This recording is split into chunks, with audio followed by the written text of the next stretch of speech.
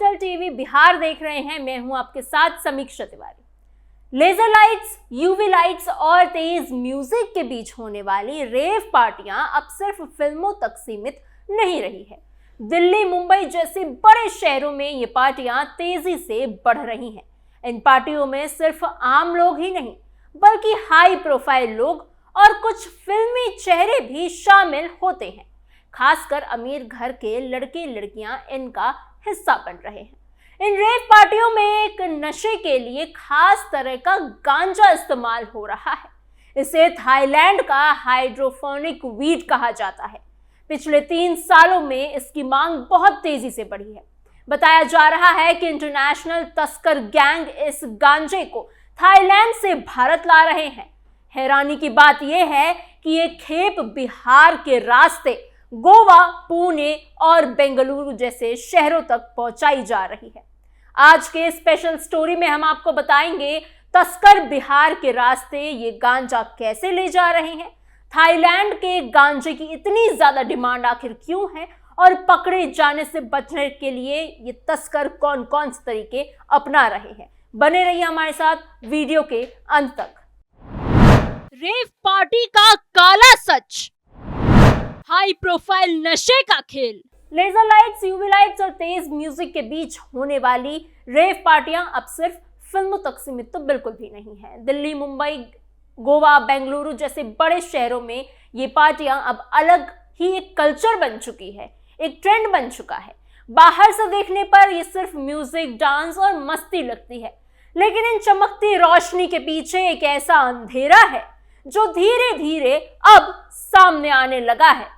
इन रेव पार्टियों में अब एक खास तरह का नशा तेजी से इस्तेमाल किया जा रहा है, जिसे थाईलैंड का हाइड्रोफोनिक गांजा कहा जाता है।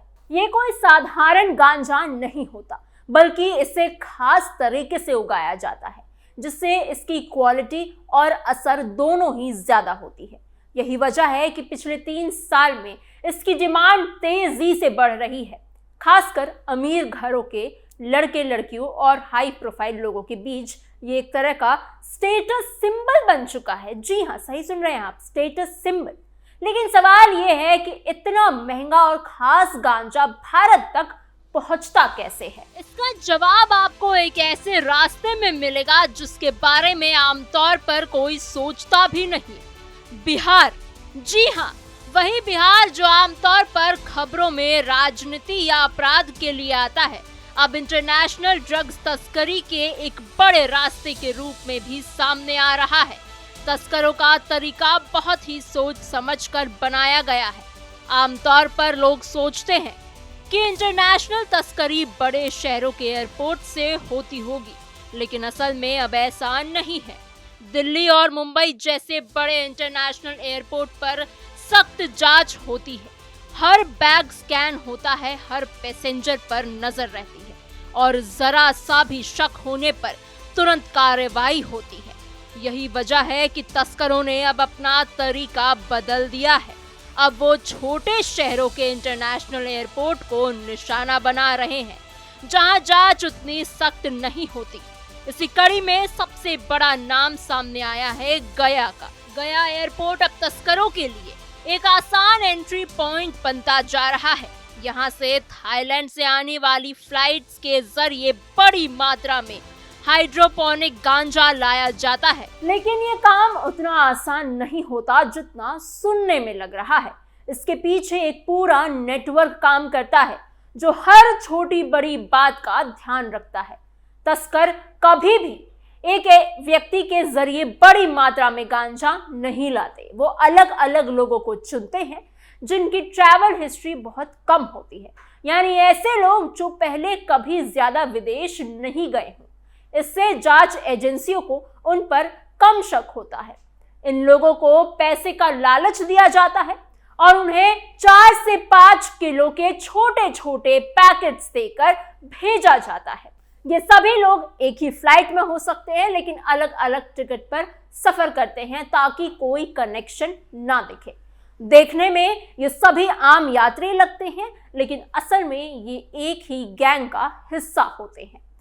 26 जनवरी का मामला इस पूरे नेटवर्क को समझने के लिए बहुत अहम है।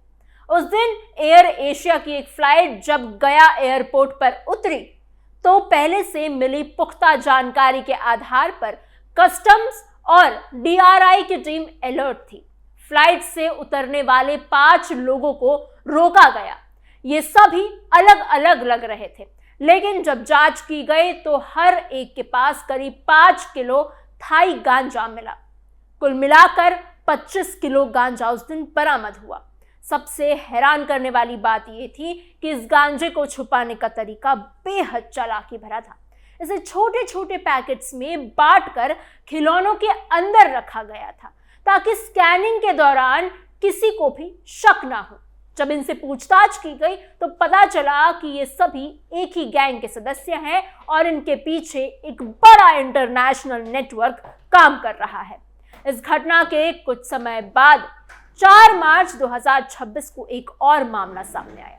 इस बार भी जांच एजेंसियों को पहले से सूचना मिल चुकी थी। जैसे ही एयरपोर्ट पर सुरक्षा बढ़ाई गई, तस्करों को शक हो गया। उन्होंने अपना माल एयरपोर्ट पर ही छोड़ दिया और वहां से भाग निकले। जब उस पैकेट की जांच की गई तो उसमें 10 किलो हाइड्रोफोनिक गांजा मिला, जिसकी कीमत करीब 10 करोड़ रुपए बताई गई। करोड़ों में बिकता नशा, देश भर में फैला सिंडिकेट। इन दोनों मामलों से एक बात बिल्कुल साफ हो जाती है कि तस्कर हर बार अपना तरीका बदलते हैं और बहुत सतर्क रहते हैं। हर खेप में नए लोगों का इस्तेमाल किया जाता है ताकि अगर कोई पकड़ा भी जाए तो पूरा नेटवर्क सामने न आए। एक और दिलचस्प बात ये भी है कि तस्कर जानबूझकर कम मात्रा में गांजा लाते हैं। इसके पीछे भी एक बड़ा कारण है। भारत में कानून के अनुसार अगर किसी के पास 20 किलो से ज्यादा गांजा मिलता है तो उससे बहुत सख्त सजा हो सकती है। इसी से बचने के लिए तस्कर 4 से 5 किलो के छोटे छोटे हिस्सों में गांजा लाते हैं। अगर कोई पकड़ा भी जाता है तो उसे जल्दी जमानत मिल जाती है और बाकी नेटवर्क सुरक्षित रहता है। गया तक गांजा पहुंचाने के बाद अगला चरण शुरू होता है सप्लाई का। यहां से इस गांजे को ट्रेन के जरिए मुंबई, दिल्ली, पुणे और बेंगलोर और चेन्नई जैसे शहरों तक पहुंचाया जाता है। ट्रेन का रास्ता इसलिए चुना जाता है क्योंकि यहाँ एयरपोर्ट जैसी सख्ती तो बिल्कुल भी नहीं होती है। तस्कर बार बार अपना रूट बदलते हैं ताकि किसी को शक ना हो। दिलचस्प बात यह भी है कि बिहार में स्थायी गांजे की ज्यादा खपत नहीं होती। यहाँ के लोग ज्यादातर नॉर्थ ईस्ट से आने वाली देसी गांजे का ही इस्तेमाल करते हैं। लेकिन थाईलैंड का ये गांजा एक प्रीमियम प्रोडक्ट है जिसकी मांग बड़े शहरों में ज्यादा है। इसकी सबसे बड़ी वजह है क्वालिटी। देसी गांजे में जहां नशे की मात्रा 3 से 4% होती है, वहीं थाईलैंड के हाइड्रोफोनिक गांजे में ये करीब 30% तक होती है। यही कारण है कि इसका असर ज्यादा तेज होता है और ये ज्यादा महंगा भी बिकता है। भारत में पहुंचाने के बाद इसकी कीमत 80 लाख रुपए तक प्रति किलो से शुरू होकर 1 करोड़ से 2 करोड़ रुपए प्रति किलो तक पहुंच जाती है। यानी जितना ज्यादा रिस्क उतना ज्यादा मुनाफा। यही वजह है कि तस्कर इस काम को छोड़ना नहीं चाहते। इस पूरे खेल के पीछे एक बड़ा कारण 2022 में हुआ बदलाव भी है। जब थाईलैंड ने गांजे को कानूनी मान्यता दे दी, इसके बाद वहां ये सब आसानी से मिलने लगा और तस्करों के लिए ये एक बड़ा मौका बन गया। उन्होंने इसका फायदा उठाया और भारत जैसे देशों में इसकी सप्लाई तुरंत बढ़ा दी। अब ये मामला सिर्फ गया तक सीमित नहीं है। लखनऊ और जयपुर जैसे शहरों में भी इसी तरह के मामले सामने आ रहे हैं। इससे साफ है कि ये एक बड़ा और संगठित नेटवर्क है जो लगातार अपने तरीके बदलते जा रहा है। आज सबसे बड़ा सवाल ये है कि आखिर कब तक ये तस्करी चलती रहेगी। छोटे शहरों के एयरपोर्ट का इस्तेमाल, अलग अलग लोगों के जरिए माल लाना, ट्रेन से सप्लाई करना और हर बार नया तरीका अपनाना, ये सब दिखाता है कि तस्कर कितने शातिर हो चुके हैं।